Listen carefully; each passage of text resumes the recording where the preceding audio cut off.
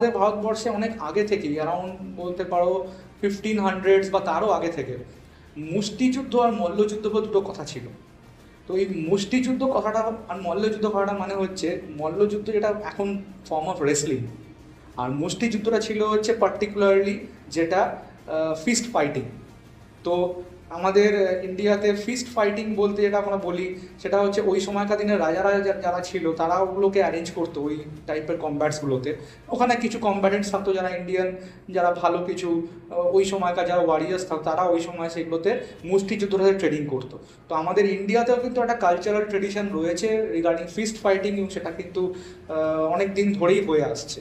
মানে সেটা অনেক বলতে পারো 1500 বা 1400 টাইম থেকে মুষ্টিযুদ্ধ যেটা আমরা বলি ফিস্ট ফাইটিং বা মল্লযুদ্ধ, এটা আমরা রেসলিং, এই জিনিসগুলো মানে চলে ইন্ডিয়ান আসছে। হিস্ট্রির মধ্যেও আমাদের কমব্যাট স্পোর্টস লুকিয়ে আছে। রাইট, আমাদের কম্ব্যাট স্পোর্টস ইন্ডিয়ান হিস্ট্রির মধ্যে ভালো রকম লুকিয়ে আছে এবং আমরা it is not completely a foreign concept. না, it is আমাদের not. যেটা জেনারেলি মনে হয় যে বক্সিং বিদেশি খেলা না। বা কিক বক্সিং বিদেশিরা করছে, আমরা শুধু যেরকম টিভিতে আমরা দেখতে থাকছি যে শুধু বিদেশিরাই বক্সিং রিং এ উঠছে, ইন্ডিয়ানদের অতটা দেখা যাচ্ছে না। কিন্তু এরকম ব্যাপার না যে এটা ইন্ডিয়ান হিস্ট্রিতে নেই, এটা আমাদেরও হিস্ট্রির মধ্যে আছে। আমাদের অ্যানসেস্টার্সরা অলরেডি খেলেছে, আমাদের হ্যাঁ তারা অলরেডি এই জিনিসগুলোতে অভ্যস্ত ছিল এক সময়।